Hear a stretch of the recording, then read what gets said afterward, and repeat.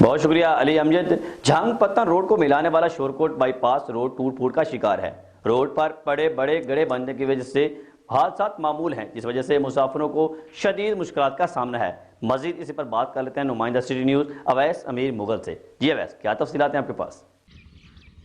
جی بالکل، میں اس وقت موجود ہوں بائی پاس 3 پلی پر، جہاں پہ جو ہے وہ 2016 میں یہ منصوبہ شروع ہوا تھا بائی پاس کا، جس کے اوپر 24 ارب روپے لاگت آنی تھی، لیکن یہ جو منصوبہ ہے بالکل ادھورا رہ گیا۔ اسی حوالے سے علاقہ مکی میرے ساتھ موجود ہیں، وہ جو شدید پریشانیوں میں گھرے ہوئے ہیں، ان سے بات کرتے ہیں کہ ان کا اس حوالے سے کیا کہنا ہے۔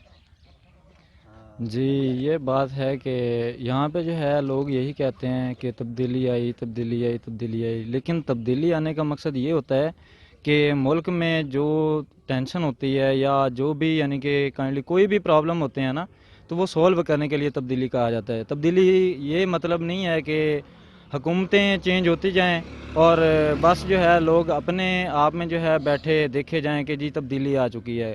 لوگوں کی یہ جو پریشانیاں ہوتی ہیں، جو ٹینشنیں ہوتی ہیں، یہ سولو کرنے کے لیے تبدیلی کا نام دیا جاتا ہے۔ لیکن پلیز ریکویسٹ یہی ہے کہ اسے جو ہے نا، اسے جلد سے جلد جو ہے نا کمپلیٹ کرنے کی کوشش کی جائے، کیونکہ بعد میں یہاں پہ لوگوں کی جانیں اور مالی جو ہے کافی نقصانات ہو رہے ہیں۔ لیکن حکومت سے ریکویسٹ کی جاتی ہے کہ پلیز یہ جو ہے یہ سولو کرنے کی اجازت دیں۔ جی بالکل، جیسا آپ نے سنا کہ یہاں کے لوگوں کا یہ کہنا ہے کہ یہ منصوبہ جو ہے وہ تاخیر کا شکار ہے، جس سے مشکلات جو ہے وہ دن بدن بڑھتی جا رہی ہیں۔ شہر میں جو ٹریفک ہے وہ بہت زیادہ ہونے کی وجہ سے یہاں سے گاڑیاں تو گزرتی ہیں، لیکن اس کی وجہ سے جو یہاں سے گرد و غبار اڑتا ہے، اس سے یہ بہت زیادہ جو بیماریاں ہیں ان میں مبتلا ہو چکی ہیں۔ ان کا حکومت پاکستان سے یہی مطالبہ ہے کہ نہ کہ آپ صرف سیاست کریں اس کے اوپر، بلکہ اس بائی پاس کو بنا کر ان کو مصیبت سے ضرور نکالیں۔ جی بہت شکریہ اویس تفصیلات سے آگاہ کرنے کے لیے۔